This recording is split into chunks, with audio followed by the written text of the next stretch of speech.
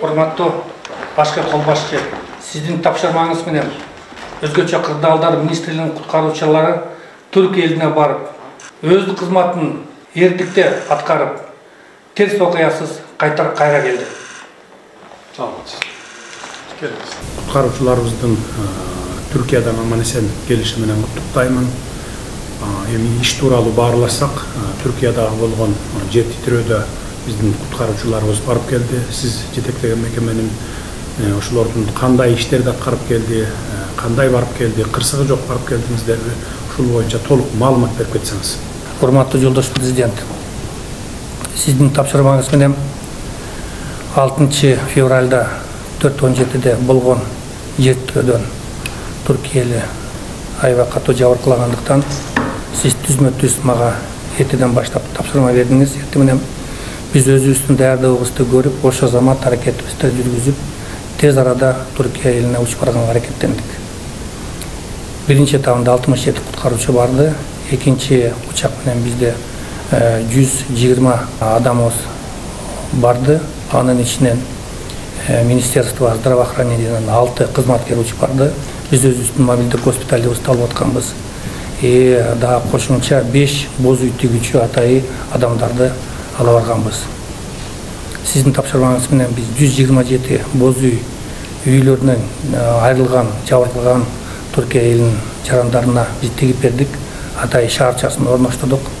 Бизге эң негизинде жакшы көмөктөшүн көргөзгөнү бул биздин посолубуз Казакбаев Руслан Айтбаевич жана МИД аркылуу жакшы жардам болду.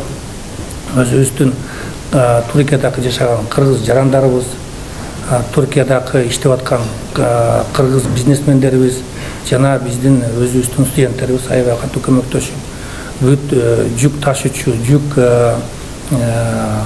алып келүүчү аракеттерин өздөрүнүн мойнуна алып, бизге жана ошондой эле тышкары даже тамак ашына чейин бизге көмөктөшүп жардам беришти. Анан өзү ошо биринчи күндөн эле баштап биздин куткаруучулар өзүнүн жумушуна киришкенде өзгөчө айтып кетилем, бул биздин тарыхыбызда өзгөчө кырдаалдар министрлигинин негизинде түзүлүшүнөн баштап бул биринчи жолу биз эл аралык ушундай куткаруу жумуштарына катышканыбыз болду деп белгилей кетсем.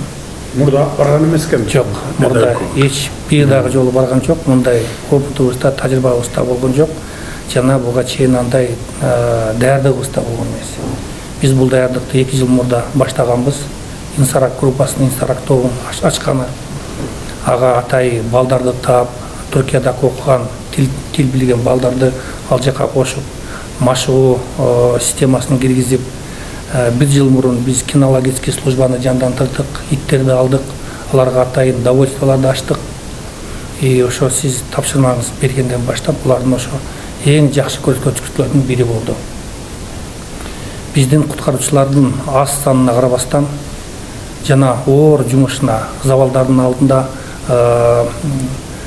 каза болгон адамдардын денелерин, тирүү адамдардын денелерин чыгарганга, өзүнүн өмүрүн коопсуздукка салып, кооптуу жерине салып, жана мындай забалдардын алдына калып кеткен коркунучуна карабастан биз 8 тирүү жаранды таптык, чыгардык. 198 каза болгон адамдардын денесин чыгардык.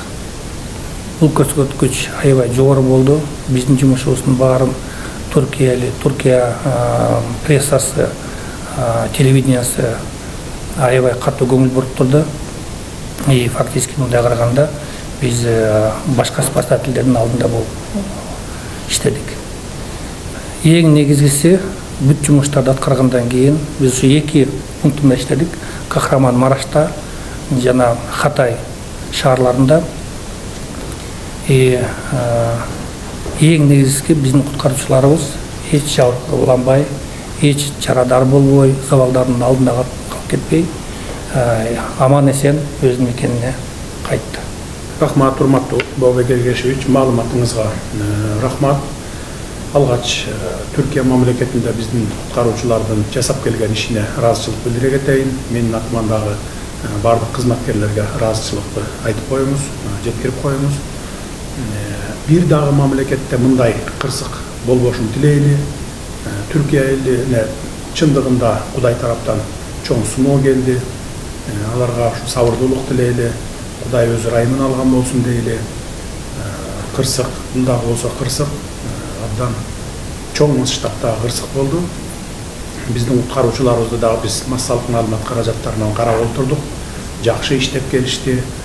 Ошондуктан сиз чогулуш жасап, баарын бир столго отургузуп туруп, арасынан мындай бир өзүн жакшы көрсөткөн кызматкерлерге сыйлык берүүнү караштырыңыз. Анан сыйлык берүүдө кол ирисине тартат болуп, достчулук, тууганчылык же жакшы мамилелик кылбаш керек.